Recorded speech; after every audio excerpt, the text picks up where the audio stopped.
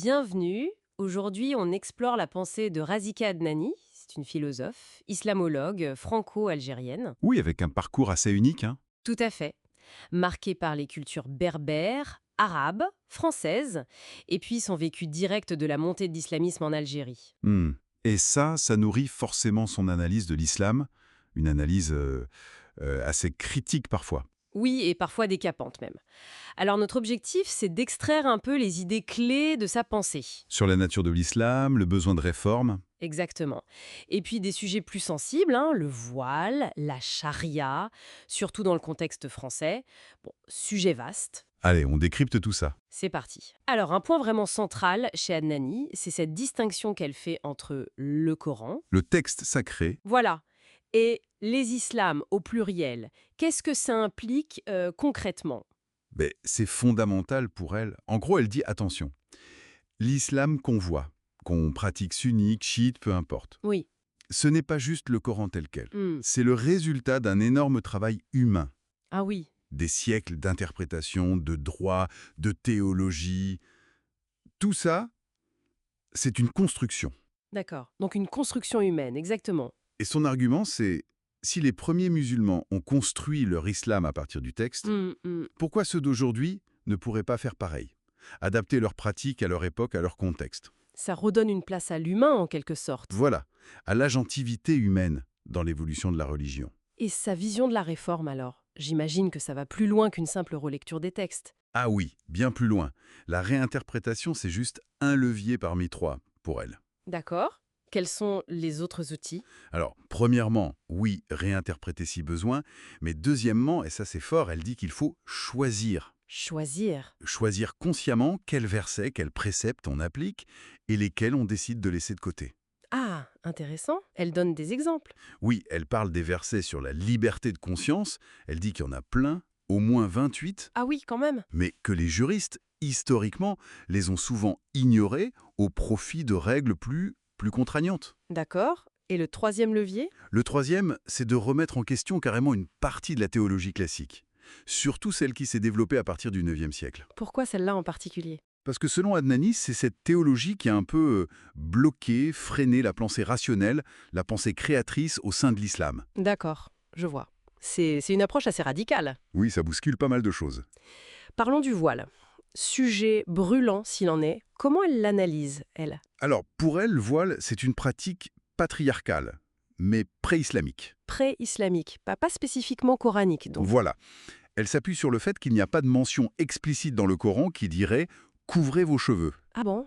Pourtant, c'est souvent présenté comme une obligation coranique. Oui, mais elle retrace l'origine de cette obligation à des influences extérieures, des coutumes qui existaient avant dans la région. Comme quoi, par exemple?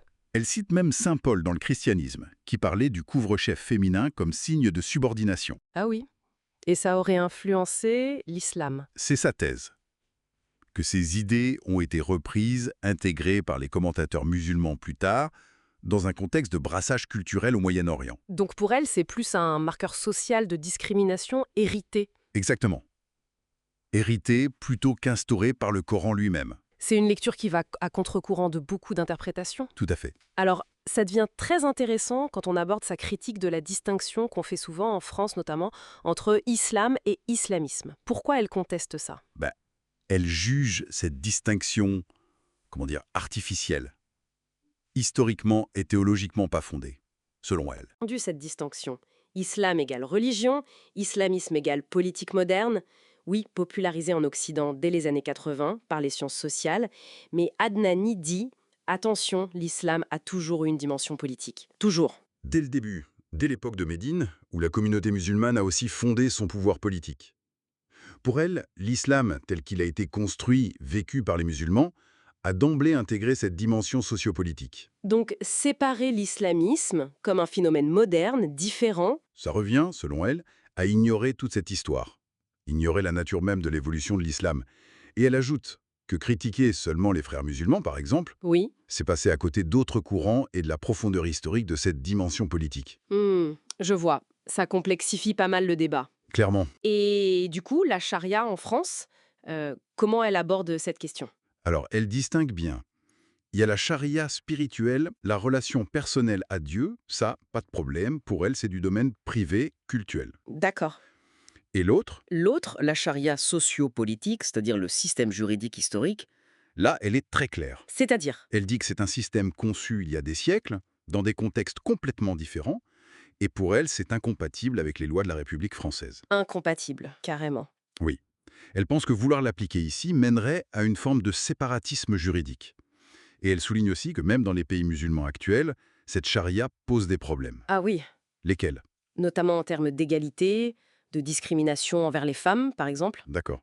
C'est une position très nette. Très nette, oui. Et sa critique ne s'arrête pas là, puisqu'elle remet aussi en cause le terme islamophobie. Pourquoi elle rejette ce mot? Bah, à cause du suffixe phobie.